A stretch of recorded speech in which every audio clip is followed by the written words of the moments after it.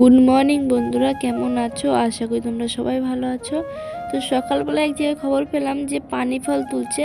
আর দেখো মাঠের দিকে কতটা পরিমাণে কুয়াশা, তারপরেও কিন্তু আমরা বেরিয়ে পড়েছি। তো বান্ধবী আমি মিলে তিনজনে মিলে কিন্তু আমরা পানি ফল নেওয়ার জন্য কিন্তু এখানে এসেছি। আর এখানে নাকি 20 টাকা কিলো পানি ফল বিক্রি করছে, তাই কিন্তু আমরা তার জন্যই তাড়াতাড়ি করে চলে এসেছি। আর এখানে পানি ফল কিন্তু কিনার থেকে আমরা কিছু কিছু পানি ফল উঠিয়ে নিচ্ছি।